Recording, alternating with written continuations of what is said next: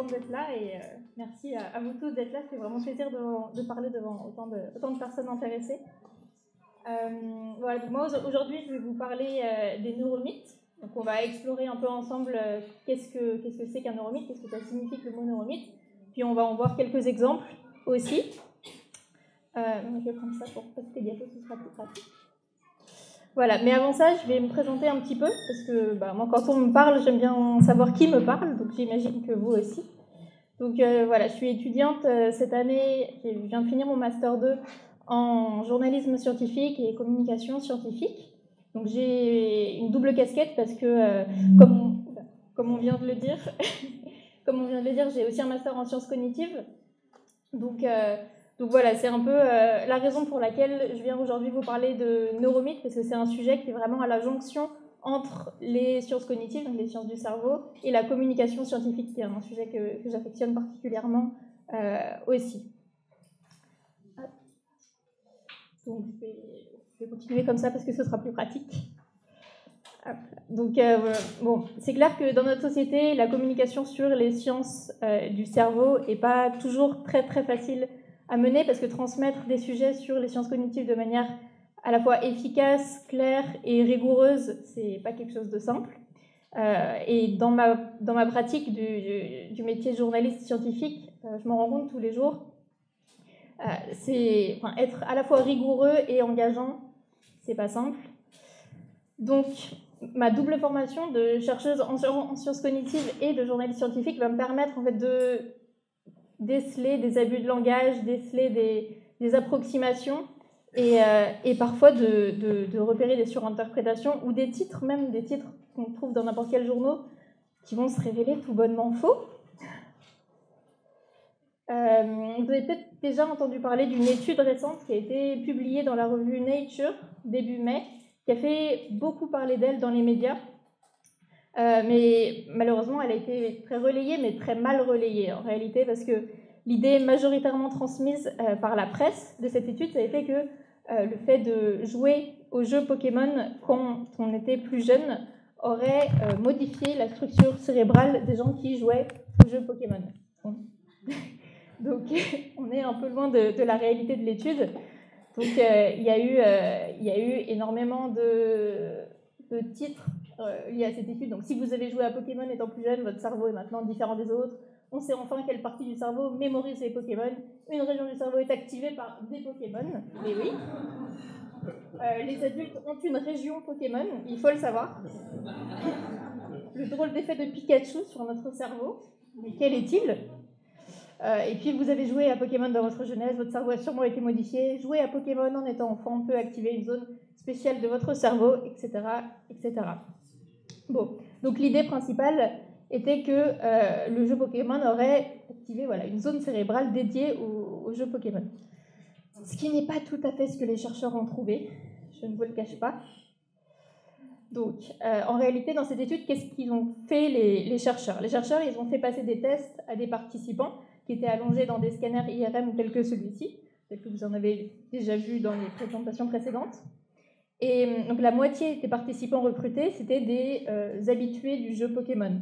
Donc des gens qui avaient joué à Pokémon pendant toute leur enfance, qui étaient vraiment très, très au fait de ce qu'était le jeu Pokémon et ce qu'étaient les Pokémon. L'autre moitié des participants recrutés n'avaient jamais joué au jeu. Donc les chercheurs ont présenté des images de Pokémon à tous les participants pendant qu'ils étaient allongés dans ce scanner IRM. Et pendant ce temps-là, ils ont regardé, évidemment, ce qui se passait dans leur cerveau. Et qu'est-ce qu'ils ont trouvé ? Ils ont trouvé que les réseaux cérébraux qui étaient... que chez les experts Pokémon, donc chez les personnes qui avaient joué à Pokémon beaucoup étant petits, eh bien, il y avait des réseaux cérébraux qui étaient davantage activés quand ces personnes voyaient les images de Pokémon par rapport à ceux qui n'avaient jamais joué à Pokémon.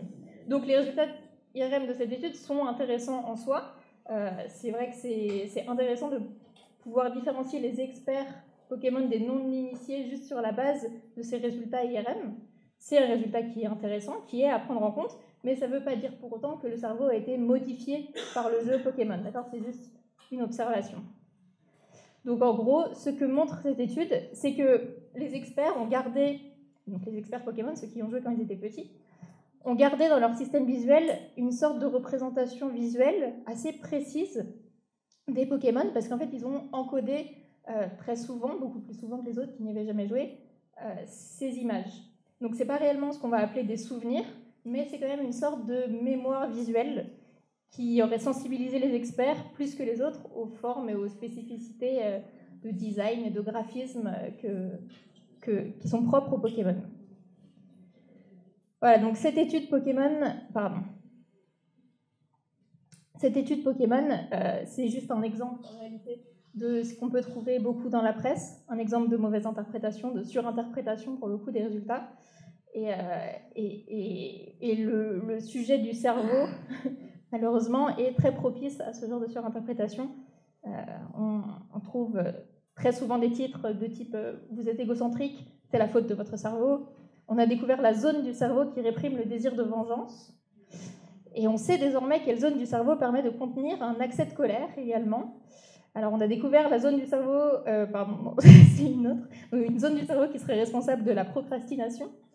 Enfin, plein de zones du cerveau différentes. La science expliquerait pourquoi l'amour rend aveugle également. Les chercheurs pensent avoir découvert la partie du cerveau qui rend pessimiste, sans oublier le fameux cerveau droit, cerveau gauche. Faites vos jeux. Beaucoup de neuromythes. Donc, on voit que ce domaine du cerveau, c'est un domaine particulièrement sensible en termes de médiation, parce que c'est très facile en fait de faire le buzz avec des news scientifiques sur le cerveau. Et c'est terrible parce qu'on a réellement besoin de ces informations en réalité. Dans notre vie quotidienne, pouvoir discerner le vrai du faux, c'est pas seulement pour assouvir notre curiosité intellectuelle et conceptuelle, c'est pour faire des choix au quotidien. Ça peut être, est-ce qu'on va laisser nos enfants devant les écrans? C'est la grande question du moment.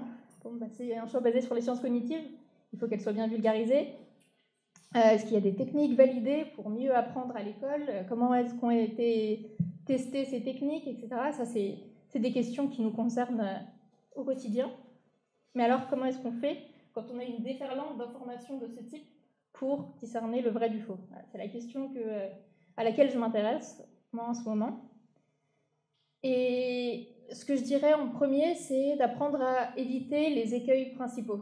Donc, un des écueils principaux dans la communication sur le cerveau, ça va être le concept de zone cérébrale. Le concept de zone cérébrale est assez dangereux parce que on a souvent l'idée qu'une zone cérébrale va être associée à une fonction précise. D'ailleurs, on l'a vu dans tous les titres qui étaient parus, c'était la zone du cerveau de la jalousie, la zone de la culpabilité, machin. C'était des choses très, très, très, très associées l'une à l'autre. Et pourquoi est-ce qu'il faut faire attention avec cette idée? Par exemple, on pourrait se dire quelque chose d'aussi simple que la détection de la lumière par le macaque dans son environnement, quand même une fonction très basique, qu'il y a forcément une zone du cerveau qui est là pour ça, qui fait le job, et puis pouf, le macaque détecte la lumière dans son environnement. Mais en réalité, non, parce qu'une fonction aussi simple que la détection de la lumière requiert 305 connexions neuronales chez le macaque et 32 réseaux cérébraux différents. Donc à partir de ça, on se dit, ok, non, en fait, c'est pas possible. Une fonction égale une zone, il faut vraiment oublier. Bon.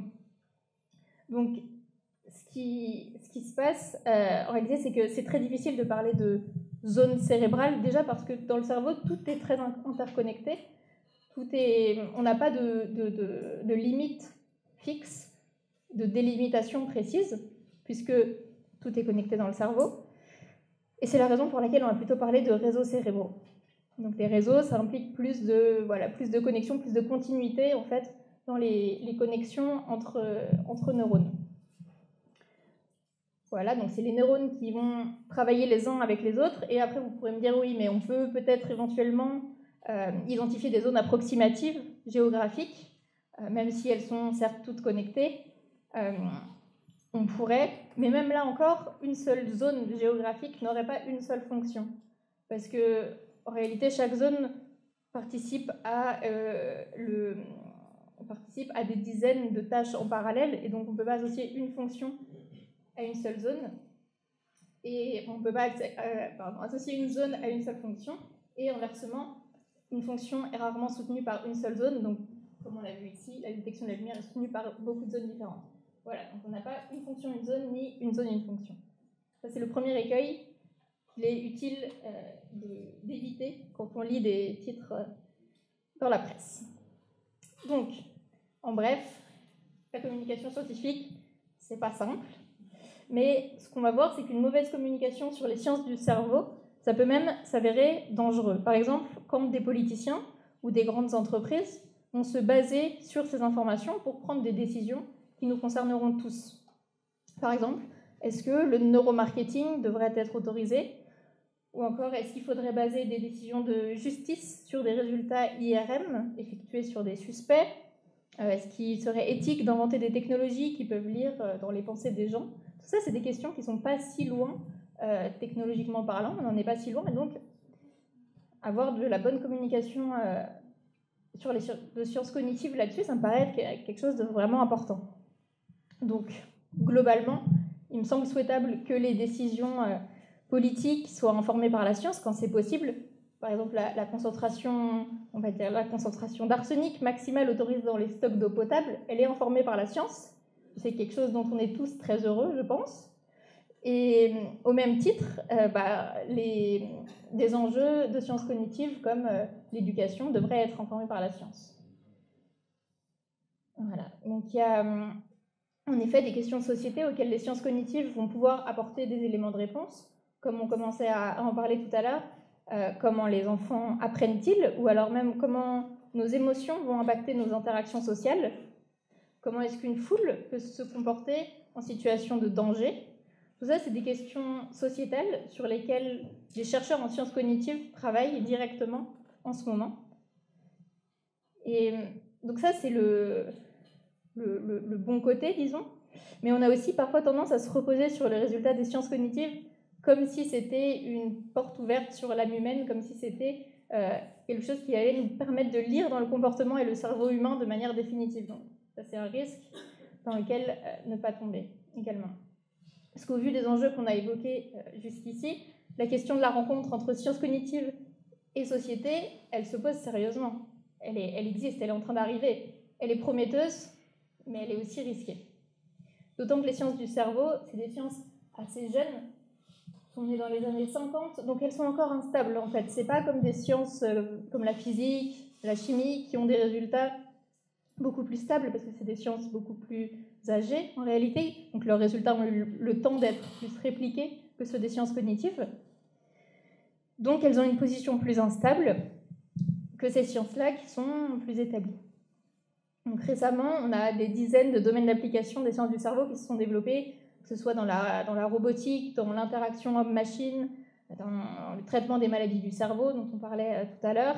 Mais on a aussi des champs d'études qui vont participer à informer des prises de décision d'intérêt sociétal. Ça va être des disciplines comme la neuroloi, donc ce dont on parlait avec les IRM pour les décisions de justice tout à l'heure, le neuromarketing, donc utiliser les connaissances du cerveau pour faire de la pub, la neuropolitique, la neuroéducation, enfin, c'est vraiment la folie des neurotrucs en ce moment. Et c'est super intéressant, et c'est aussi super risqué. Donc il faut faire attention.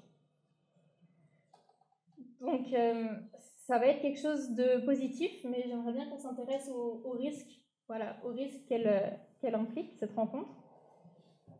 Alors premièrement, on pourrait penser que le savoir scientifique doit être utilisé de manière prescriptive. C'est-à-dire qu'on pourrait penser que la science peut nous dire ce qu'on doit faire. Donc ça, non. La science n'est pas une entité qui est douée d'intention ou d'une quelconque volonté. En réalité, elle informe notre compréhension de certains phénomènes, ce qui ne veut pas dire qu'elle est capable de nous dire ce qu'on doit faire. Par exemple, on a eu en Angleterre une étude qui a montré que les filles et les garçons apprenaient mieux quand ils étaient séparés, et surtout les filles d'ailleurs. Donc les filles soustraites à la compétition avec les garçons apprendraient mieux. Bon, après, il y a eu une autre étude qui est venue contrecarrer ces résultats-là pour dire que finalement, non, pas tellement. Mais même sans cette seconde étude, est-ce que cette première étude aurait suffi à décider de séparer toutes les filles de tous les garçons dans toutes les écoles primaires en Angleterre? Et pas forcément, ça n'aurait pas forcément été une très bonne idée, parce que le rôle de l'école n'est pas seulement les performances scolaires, c'est aussi d'apprendre à vivre ensemble, d'apprendre notamment aux filles et aux garçons à vivre en communauté de manière sereine. Donc ça n'aurait pas forcément été une bonne idée. Donc voilà, la science permet d'informer, mais pas de prescrire.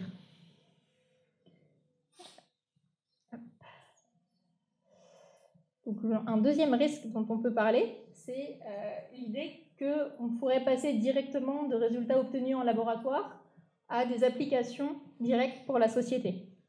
Donc prendre un résultat concret obtenu en laboratoire et l'appliquer directement en société. Par exemple, ça pourrait être que le fameux « la répétition aide à mémoriser ». Okay, ça, c'est un résultat qui a été répliqué maintes et maintes fois en laboratoire, mais peut-être qu'en réalité, si on passe sa journée à répéter des choses aux enfants, s'il y a des enseignants dans la classe qui vont certainement leur parler, si on leur répète la même chose toute la journée, ils vont probablement trouver ça tellement rébarbatif qu'au bout d'un moment, ils vont juste regarder par la fenêtre et rien faire d'autre. Donc cette méthode de répétition, si elle n'est pas testée directement en classe, dans l'environnement direct d'apprentissage, elle ne va pas être forcément fiable.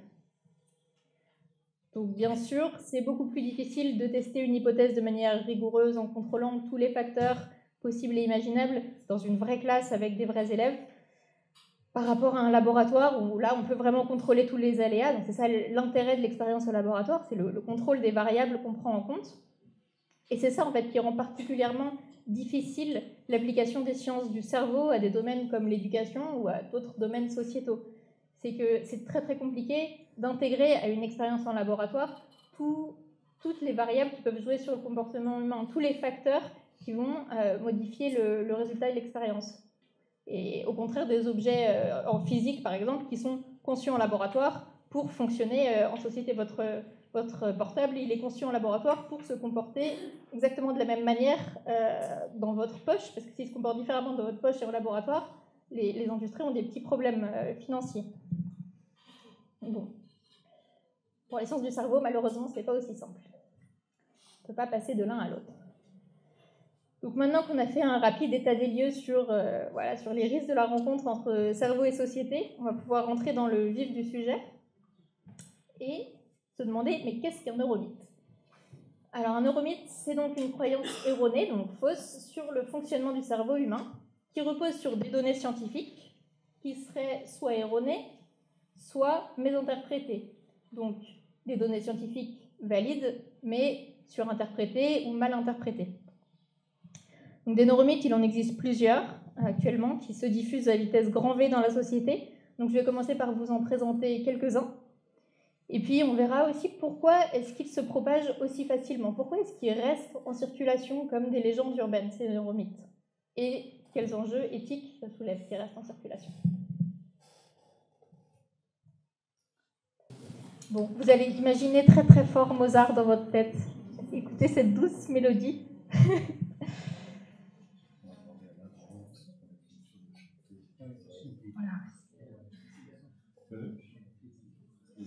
Voilà, donc comme certains ont pu s'en douter, si vous êtes familier avec ce neuromythe, je voulais vous parler de l'effet Mozart.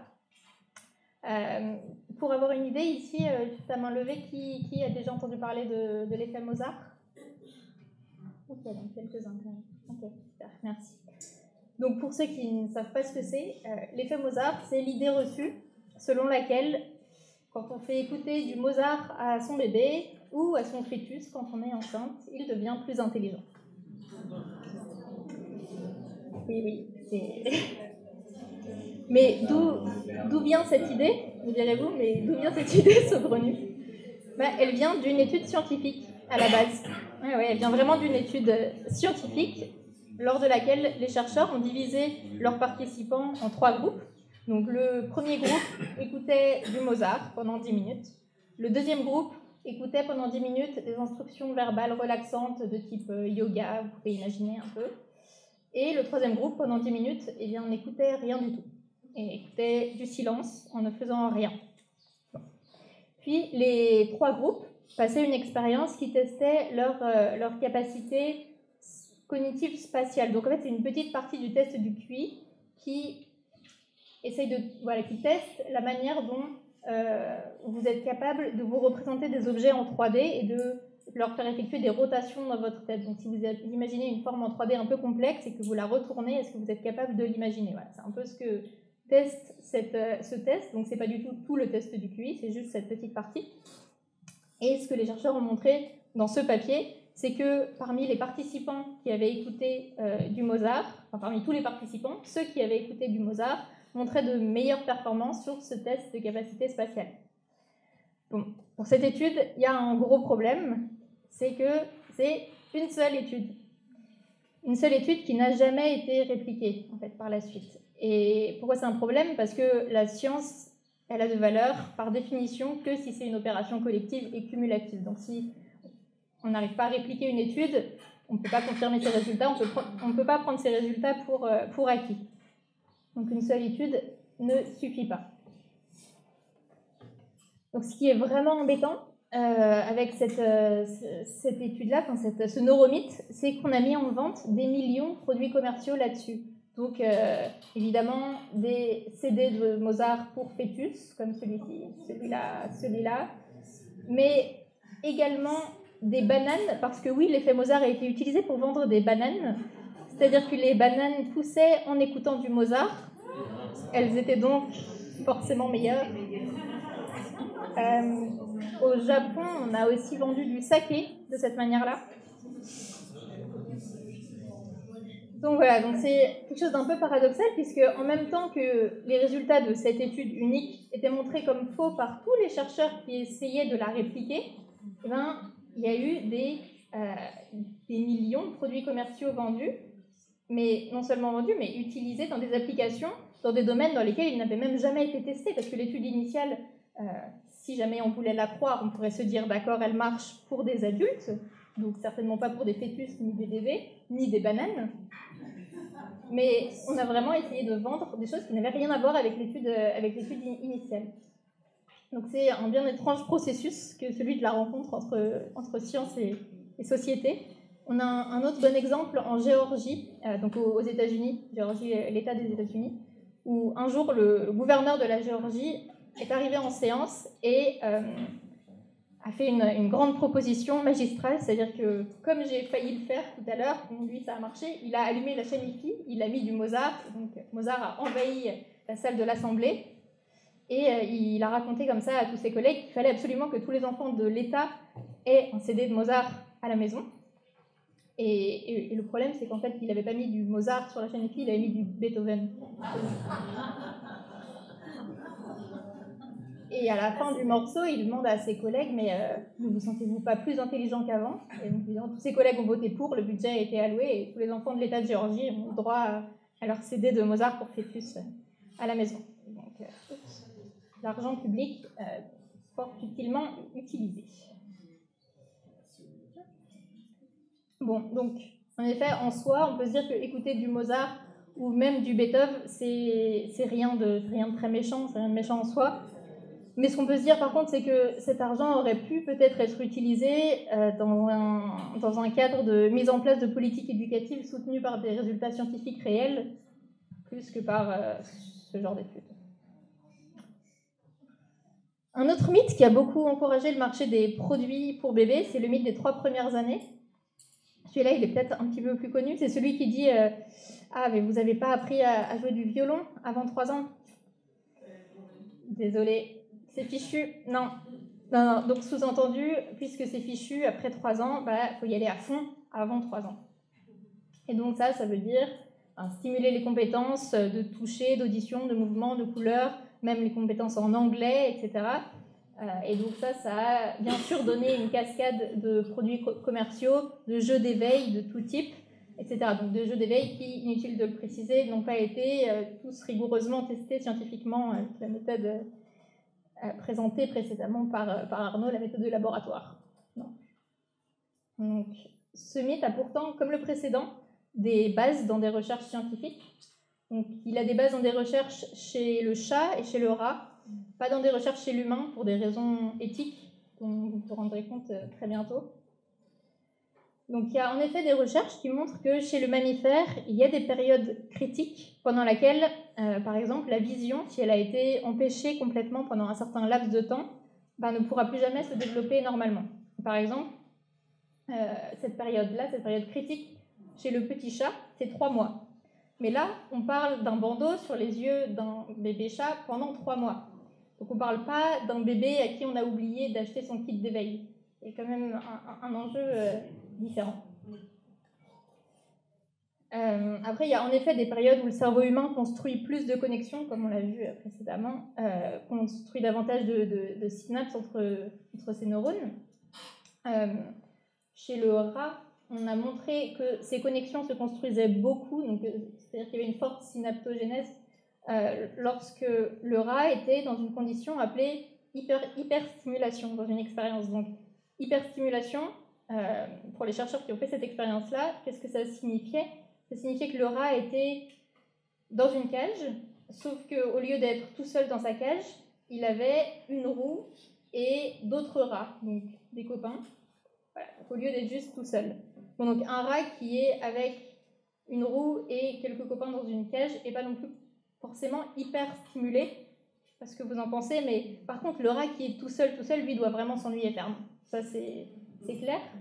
Donc il faut faire attention à ce qu'on conclut de ce genre d'études, parce que ça c'est une étude qui a été bien réalisée, c'est une recherche qui apporte quelque chose, mais si elle apporte quelque chose, c'est plus peut-être au sujet des effets négatifs de la privation de stimuli sociaux chez le rat qu'au sujet des bienfaits de la surstimulation chez le bébé humain avant 3 ans. Donc voilà, on se base sur des études qui sont bien faites, mais qui n'ont en fait pas grand-chose à voir avec le schmilblick pour justifier des neuromythes tels que le mythe des 3 premières années. Voilà. Donc en plus, on sait maintenant qu'il y a plusieurs fenêtres d'apprentissage chez l'humain, il n'y en a pas qu'une seule. L'adolescence, par exemple, on en a parlé avec la puberté, c'est une période pendant laquelle il se passe beaucoup de choses au niveau synaptique. Mais même en dehors de ces fenêtres d'apprentissage, en réalité, notre cerveau est toujours très très plastique. Et notamment, on va le montrer avec une étude sur des conducteurs de taxi londoniens. Donc dans cette étude, les chauffeurs de taxi londoniens ont été divisés en 2 catégories. Donc il y avait les chauffeurs normaux, disons, et les chauffeurs de cab. Les cabs, c'est, vous voyez là, derrière moi, donc les taxis noirs, les fameux taxis londoniens, quoi. Sauf que pour avoir le droit de conduire un cab, un taxi noir comme celui-ci, il faut passer un concours qui s'appelle The Knowledge et que seulement 1/4 des candidats réussissent. Donc voilà, donc c'est la raison pour laquelle les chercheurs ont pris un groupe de chauffeurs lambda, disons, et un groupe de chauffeurs lauréats de ce concours. Dans ce concours, les chauffeurs doivent apprendre 25 000 rues et 320 des itinéraires londoniens les plus communs, par cœur. Autant vous imaginer un peu la difficulté du truc. Donc, les chercheurs ont étudié le cerveau des lauréats de ce concours et ils ont découvert qu'il y avait en effet un réseau neuronal particulier, leur cerveau, qui s'appelle l'hippocampe, qui est souvent impliqué dans des mécanismes liés à la mémoire, et que ce réseau montrait une forte croissance neuronale comparée à l'hippocampe des chauffeurs de taxi lambda. Donc, les chauffeurs lauréats montraient bien une plasticité cérébrale très importante et ils avaient tous plus de 3 ans, j'imagine. Et donc c'est là que ça devient compliqué en réalité, parce que la plasticité du cerveau, c'est aussi quelque chose dont on entend paradoxalement très souvent parler. Donc selon les discours, ça varie en fait. C'est soit 3 ans, c'est fichu, soit non, mais tout est toujours possible. C'est qu'une question de volonté en réalité. Donc voilà, qui croire, de quel côté se placer, c'est pas toujours évident en fait. Donc ça nous mène au mythe de la plasticité absolue, évidemment. Donc c'est une interrogation qui en réalité se rapporte au discours actuel sur les nouvelles technologies. Est-ce que les nouvelles technologies sont en train de nous recabler complètement le cerveau? Est-ce qu'elles sont en train de créer une distance abyssale entre les natifs des jeux vidéo, nos enfants, et natifs d'Internet, et les autres, donc les vieux, ouais, je m'inclus dedans parce que je suis pas née avec Internet. Voilà, donc ce qu'on sait, c'est que notre cerveau, il est assez plastique pour apprendre toute sa vie, mais il n'est pas assez plastique pour être modifié autant en profondeur par nos smartphones. On en fait un peu trop, quoi. Surtout que, bon, aujourd'hui, les jeunes ont tous l'air capables de discuter au téléphone, faire leurs exercices de maths, regarder la télé, répondre à leurs parents, tout ça en même temps, alors on peut se demander légitimement, mais est-ce que Internet, les smartphones, les réseaux sociaux ont rendu les jeunes, et nous-mêmes par la même occasion, multitâches? Est-ce que la technologie a vraiment ce pouvoir de rendre les gens multitâches? Donc, un petit spoiler, non. En réalité, on n'a toujours que l'impression de faire plusieurs choses à la fois. On est personne ici, personne sur Terre n'est réellement multitâche. Parce que ce que fait notre cerveau en réalité, quand on a l'impression de faire plusieurs choses à la fois, c'est qu'il switch en permanence d'une tâche à l'autre. Donc pour vous donner un exemple concret, par exemple, en voiture, vous recevez un texto, vous n'êtes pas à la fois en train de regarder la route et en train de regarder votre texto, même si vous tenez votre portable comme ça. Ça va être, votre cerveau va faire texto, route, texto, route, texto, route, et puis bam, le camion en face. Parce que généralement, c'est comme ça que ça se passe, on espère que pas, mais on ne peut vraiment pas faire attention à plusieurs choses à la fois. C'est vraiment quelque chose qu'on est incapable de faire en tant qu'humain. Donc vous allez me dire, et les jeux pour développer les capacités attentionnelles alors? Parce qu'il en existe une multitude, est-ce que ça ne pourrait pas nous aider, au moins un peu, à devenir multitâche? Ben non, non plus. Parce que vous aurez beau jouer 5000 heures par an à des jeux vidéo qui, soi-disant, entraînent vos capacités attentionnelles, et le cerveau n'est pas assez plastique pour devenir réellement multitâche. Le cerveau, il a des fonctions, mais aussi des limites et des contraintes sur sa manière d'appréhender le monde qui ne peuvent pas être modifiables comme ça grâce à un simple smartphone, une simple application. Après, je ne dis pas que c'est impossible de réaliser deux tâches en même temps, d'accord? Parce que par exemple, marcher, parler, normalement on est tous capables de marcher et de parler sans bafouiller ni sans tomber par terre. Voilà, donc ce qu'on est incapable de faire, c'est d'accorder des ressources attentionnelles à deux tâches différentes en même temps.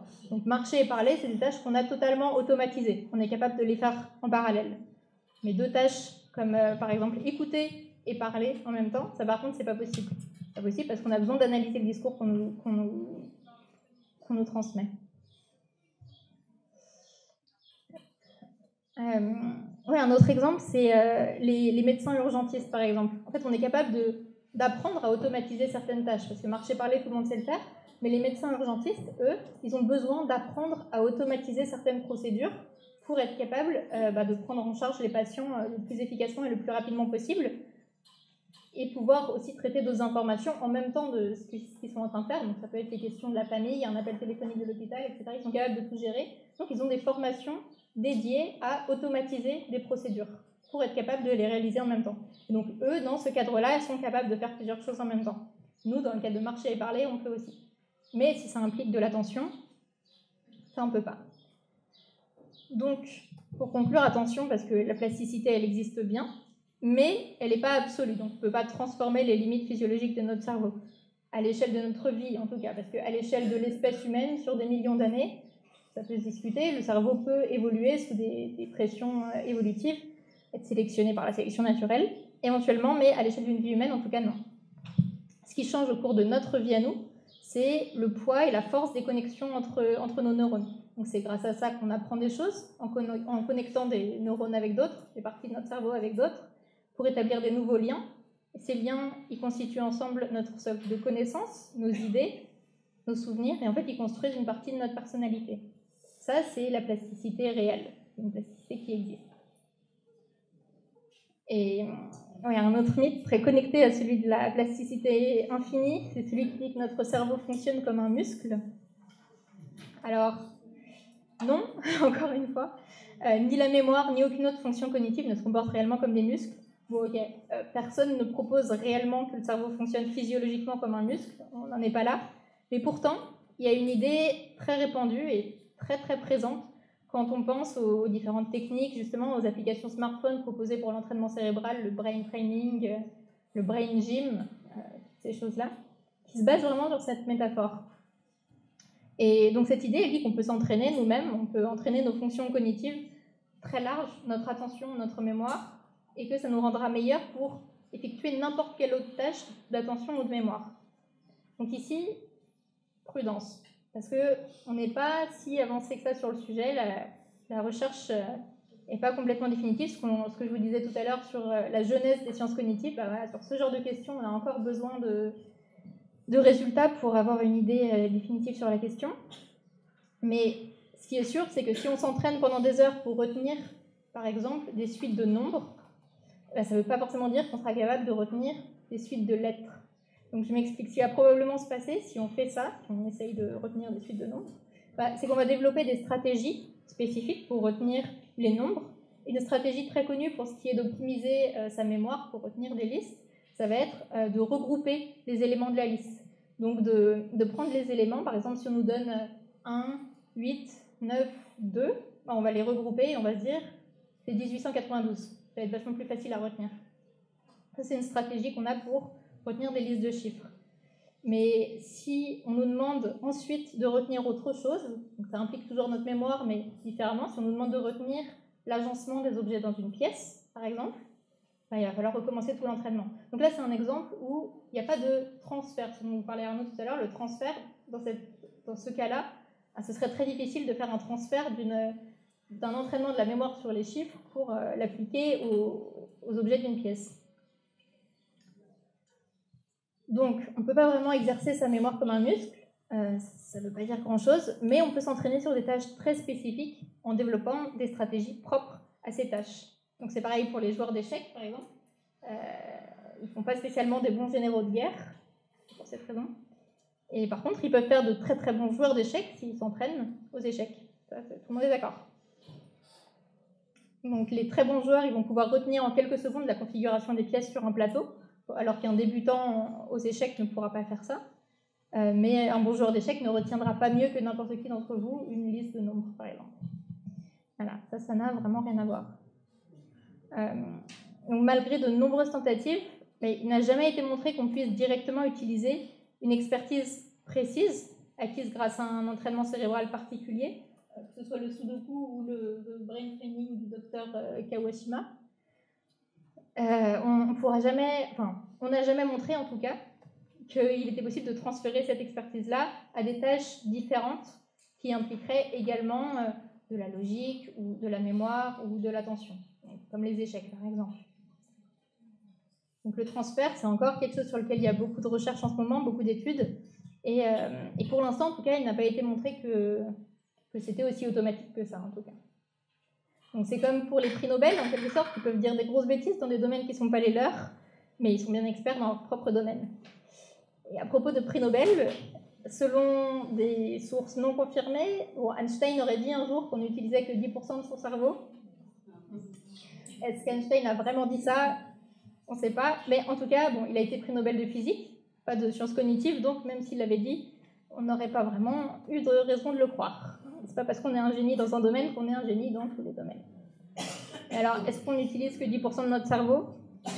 Bon, si vous êtes ici depuis 3 jours, je pense que vous avez une idée sur la question. Non, donc on utilise bien tout, on l'utilise en entier et on l'utilise en permanence, vraiment de manière continue. Et en fait, ce mythe, il est assez intéressant, il est assez génial parce qu'il relie tous les autres mythes. C'est-à-dire qu'il faut qu'on entraîne notre cerveau-muscle, parce que comme ça, on pourra gagner du terrain sur les 90% de cerveau qui nous restent, qu'on n'utilise pas encore. Et puisque notre cerveau est ultra plastique, on pourra faire ça super facilement, mais par contre, il faut vraiment que ce soit avant 3 ans et en écoutant du Mozart.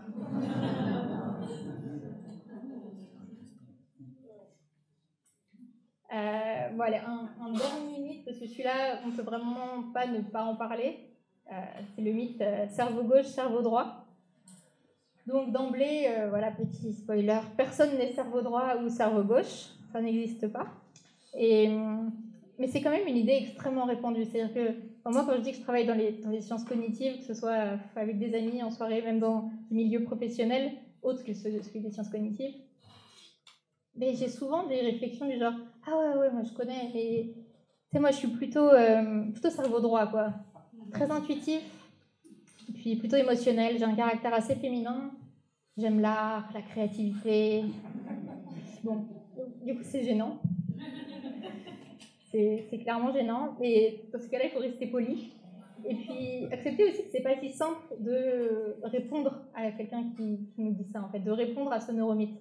Parce qu'en soi, c'est vrai qu'on a 2 hémisphères cérébraux, un hémisphère gauche, un hémisphère droit. C'est vrai qu'ils ne sont pas complètement identiques. Ils n'ont pas exactement la même dimension chez tout le monde, par exemple.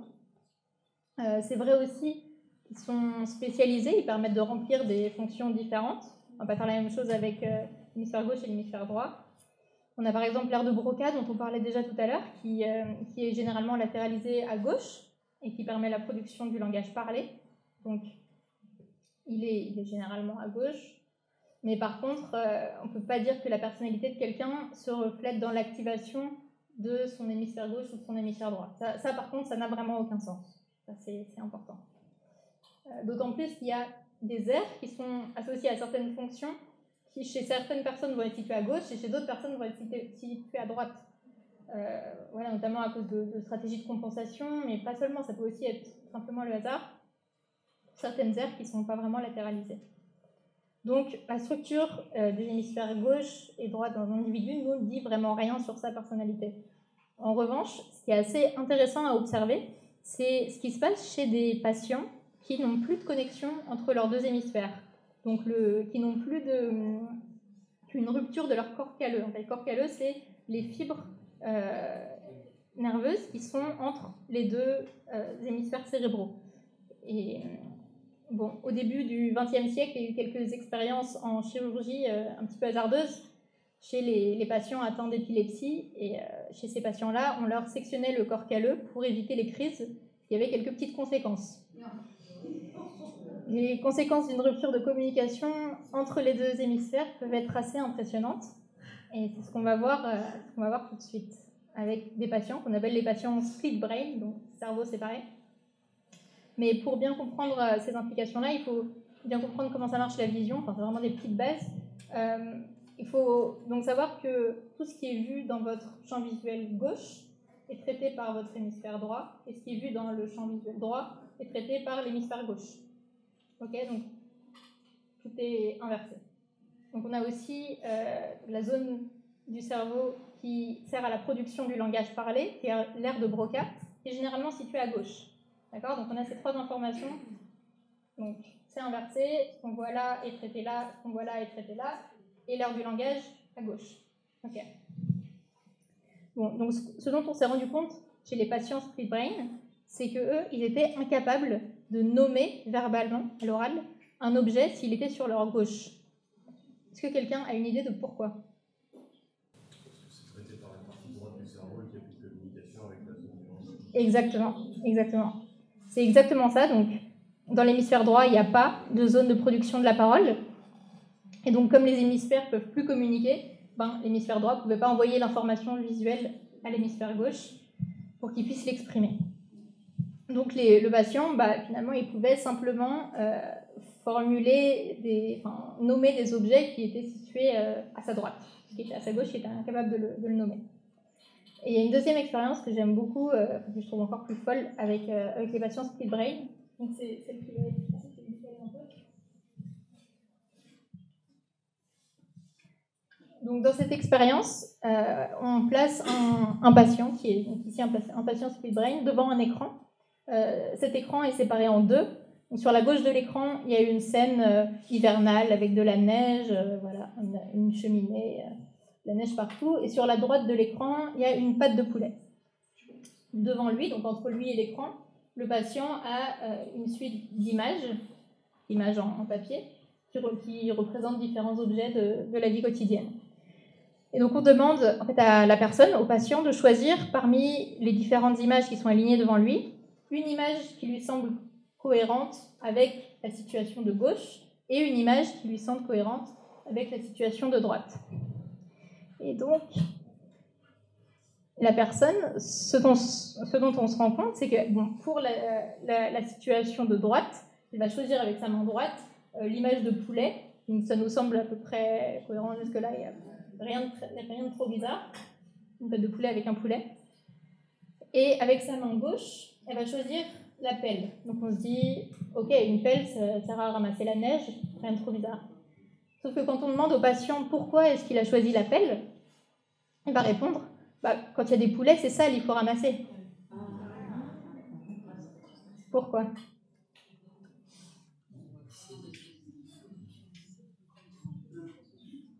Une petite idée ? Parce que c'est la partie gauche du cerveau qui gère le poulet et la pelle est avec sa gauche. Ouais, alors en fait c'est ça, c'est que en fait, la seule partie du cerveau qui est capable de se justifier oralement, c'est la gauche, parce que c'est là où il y a l'aire de production du langage. Et que donc du coup, vu qu'à gauche, lui, il a vu le poulet, bah, il va chercher à se justifier sur le poulet. Il ne va pas être capable de justifier sur la neige, même s'il a peut-être réellement choisi la pelle à cause de la neige. Mais oralement, en tout cas, il ne pourra pas se justifier avec la neige.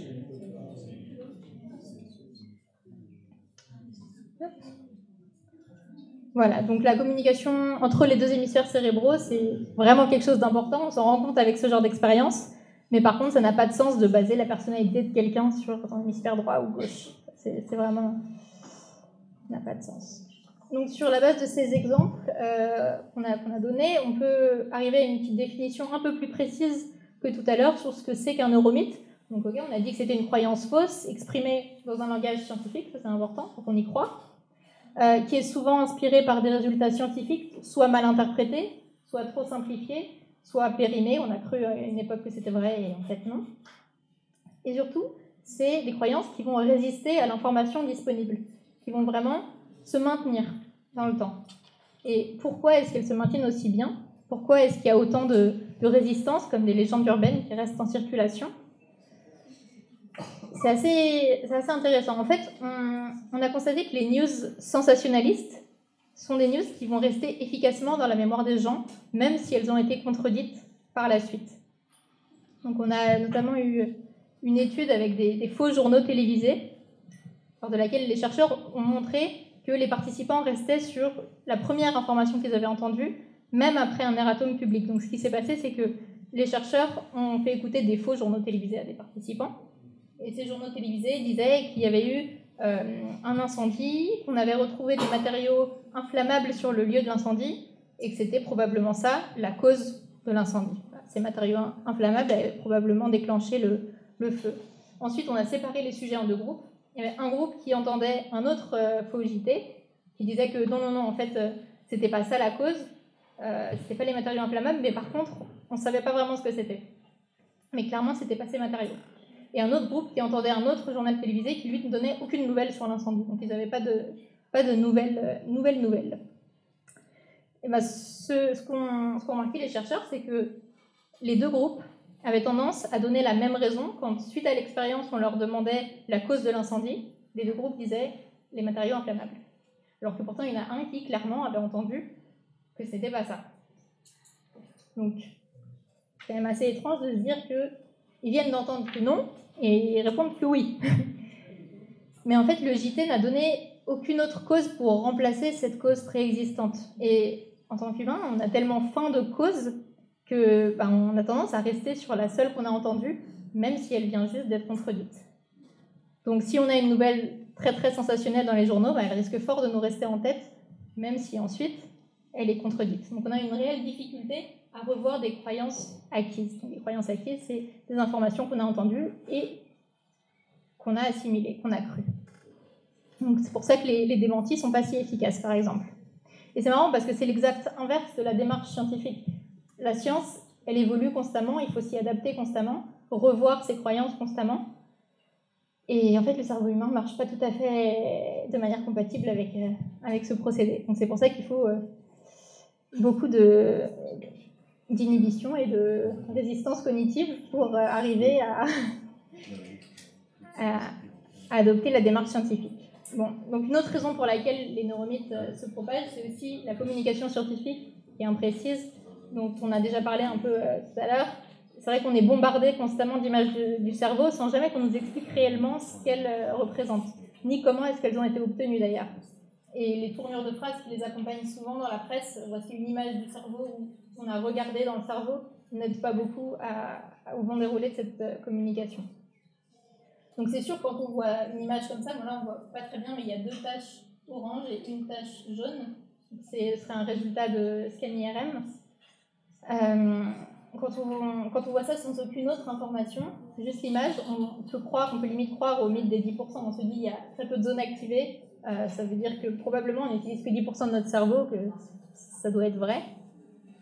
Mais il faut savoir qu'une image issue d'un scan IRM, mais ça ne montre pas directement quelles zones du cerveau sont actives. Parce que dans un premier temps, quand on fait passer un IRM cérébral à quelqu'un, on fait d'abord un enregistrement de l'activité de son cerveau au repos. Donc quand la personne est allongée dans l'IRM, qu'il ne se passe rien, qu'elle est juste tranquille, sans expérience. Mais un cerveau au repos, c'est pas un cerveau éteint. Au contraire, on est sans arrêt en train de penser à plein de choses, on est sans arrêt, notre cerveau effectue plein de tâches dont on n'a pas conscience tout le temps. Donc ça ne veut pas dire que c'est un cerveau inactif. Et puis, si jamais il était réellement inactif, ça voudrait dire que le patient serait mort en fait dans l'IRM. Ce ne serait pas très très bon signe. Et encore, même dans un cerveau mort, il peut y avoir des activations. Donc, bon, le cerveau n'est jamais complètement éteint.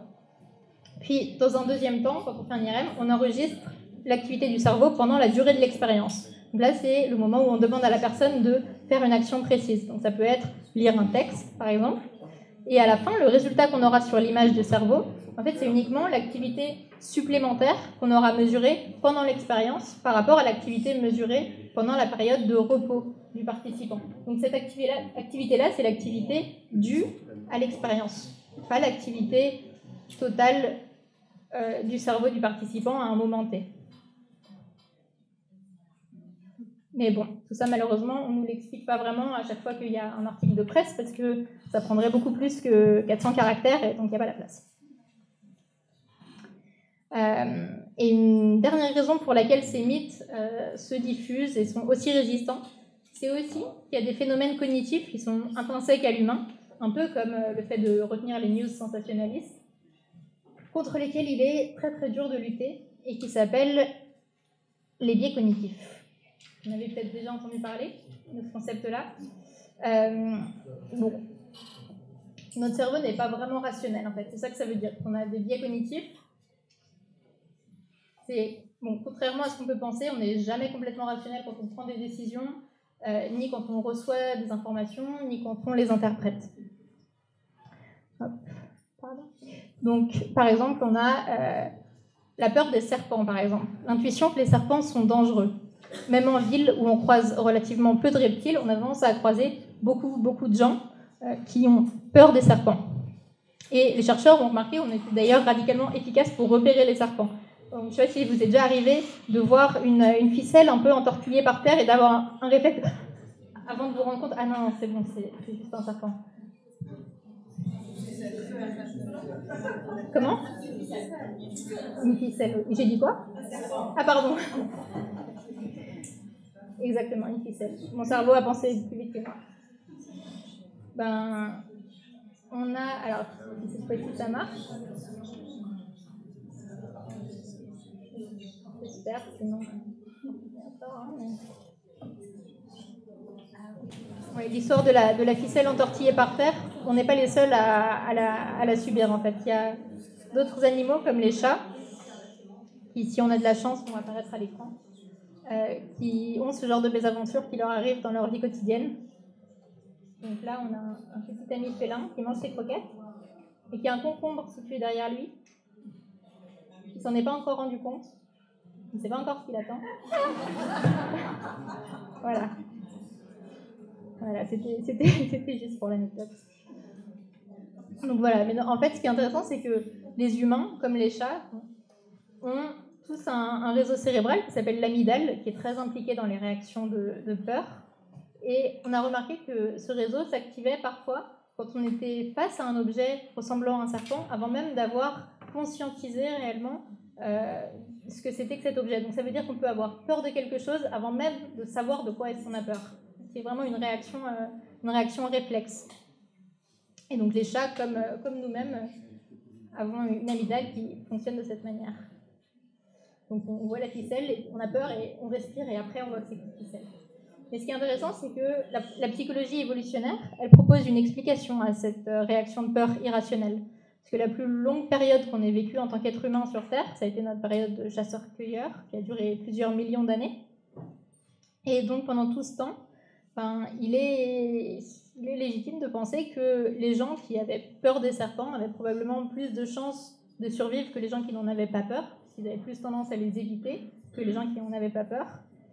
Et donc avaient plus de chances également de survivre, mais aussi de se reproduire et de transmettre leurs gènes. Donc c'est probablement la peur des serpents, un biais cognitif qui a été un avantage sélectif. dans le passé. Donc aujourd'hui, on aurait peur des serpents parce que notre cerveau aurait été en fait sélectionné au fil du temps pour en avoir peur au cours des millions d'années passées à partager un habitat naturel avec les serpents. Après, cette peur aujourd'hui n'a pas complètement disparu. Ça peut être parce que c'est toujours un avantage sélectif. Pourquoi pas? Peut-être qu'avoir peur des serpents est toujours bénéfique. Ça peut aussi être parce que c'est plus un avantage, mais c'est pas non plus délétère, c'est pas non plus mauvais, donc ça reste. Parce que les gens qui ont peur des serpents continuent simplement d'exister, de se reproduire et qu'ils ne meurent pas particulièrement. Bon, alors j'ai rapidement quelques questions, parce qu'il faut que je finisse vite. Quelques questions à vous poser. Donc, on va dire que ça, c'est la population générale.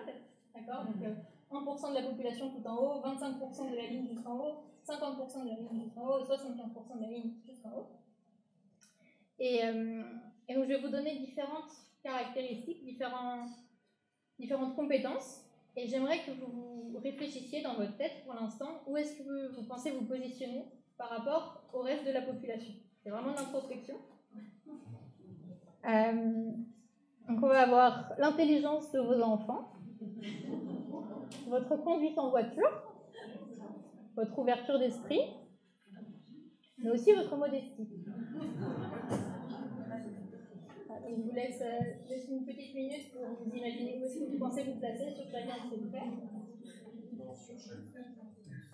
Voilà, soit dans le 1% le meilleur, soit dans le 25% le meilleur, 50% meilleur. Ouais, tout en haut, c'est les meilleurs 1%. Ensuite, meilleur 25%, meilleur 50%, et ensuite, meilleur 75%. Donc le moins bien, c'est 75%.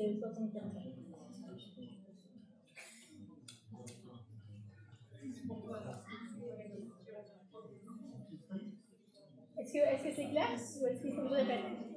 C'est pas clair? En gros, si vous êtes dans le 1%, c'est le 1% le meilleur de la population. 25%, c'est vous êtes dans les 25% qui se débrouillent le mieux dans la population. 50%, c'est vous êtes dans la moitié la meilleure. Ouais, pour chaque trait. Après, c'est rapide, non, c'est pour chaque thème. Vous imaginez plus ou moins un rayon très précis. Si vous voulez, on peut s'en tenir à un thème, on peut dire la conduite en voiture. Voilà, une estimation à main levée, qui a le permis de conduire ici? Beaucoup. Et maintenant, il y a une autre question sur la qualité du coup, de votre conduite en voiture. Qui s'estimait dans les 25 meilleurs pourcents? Dans les 25% qui conduisent quand même pas trop mal.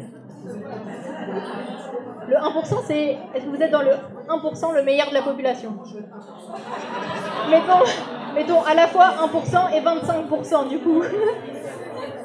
Ceux qui conduisent un peu mieux, quoi. Je vois que les débats font rage.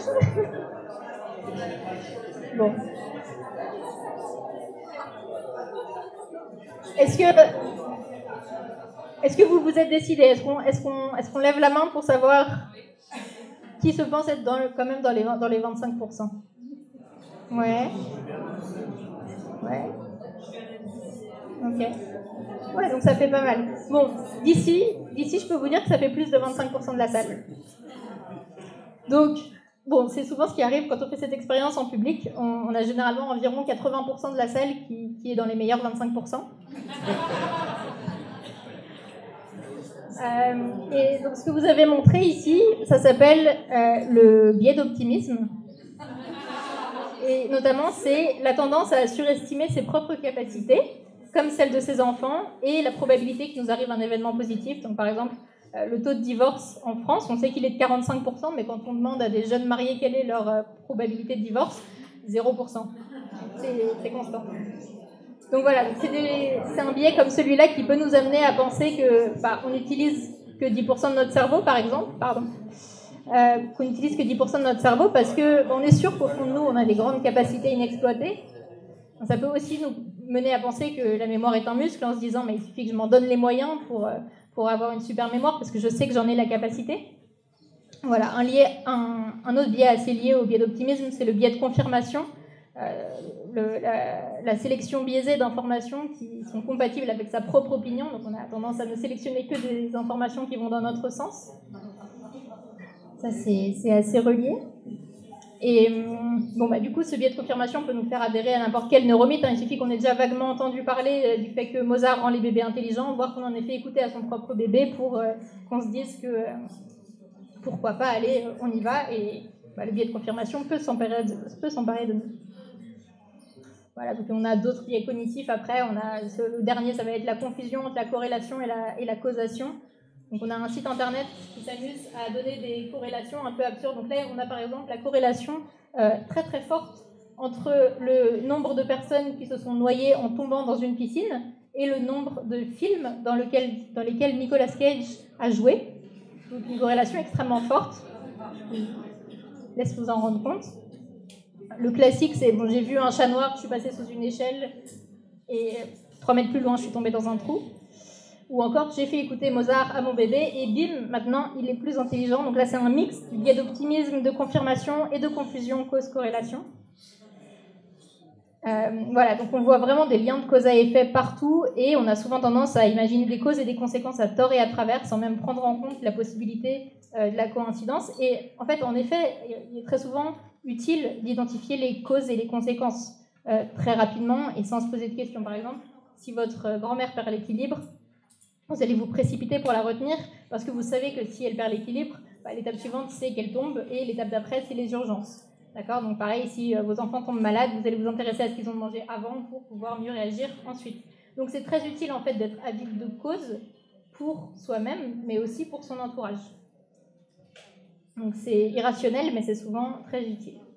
Voilà, donc c'est bien d'avoir conscience de ces biais cognitifs pour essayer de lutter contre quand c'est nécessaire, donc garder un esprit critique pour éviter de débourser des centaines d'euros en CD de Mozart par exemple, pas se faire avoir par le premier gros titre venu sur la découverte de l'aire cérébrale de la jalousie, mais c'est aussi bien d'avoir conscience que c'est dur de lutter contre ces biais, d'abord pour pas trop culpabiliser de tomber dans les pièges du neuromarketing par exemple, mais bon, aussi pour rester humble et accepter à la fois notre propre irrationalité et puis celle des gens qui nous entourent.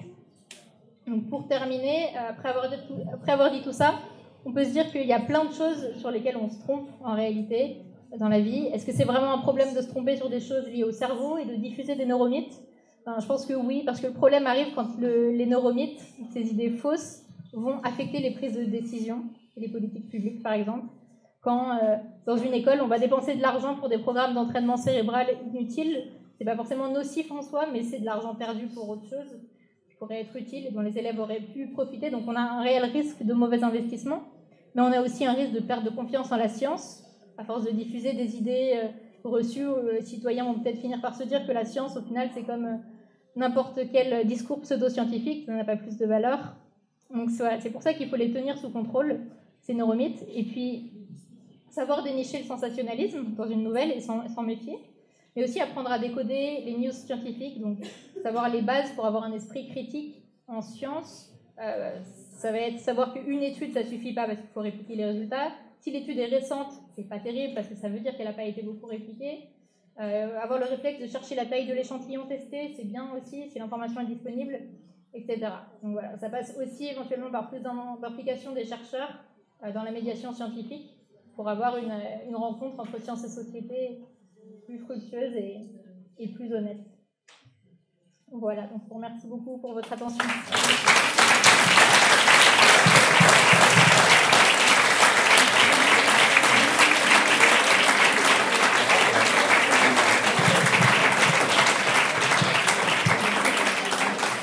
Bravo et merci Léna d'avoir fait le chemin jusqu'au Marraine, d'avoir proposé cette très belle conférence sur les neuromythes. On a le temps pour une question et peut-être qu'après Léna pourra répondre parce qu'en fait on a des personnes de l'extérieur qui sont déjà arrivées pour la suite, mais voilà, tu veux bien répondre aux questions ? À la question.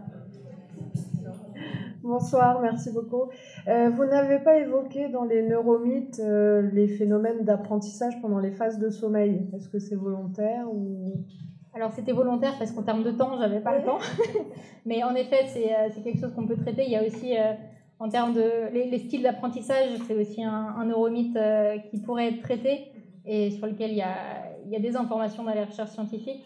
Moi-même, je ne suis pas spécialiste du sommeil, donc je ne saurais pas vous apporter beaucoup plus de détails sur cette question-là.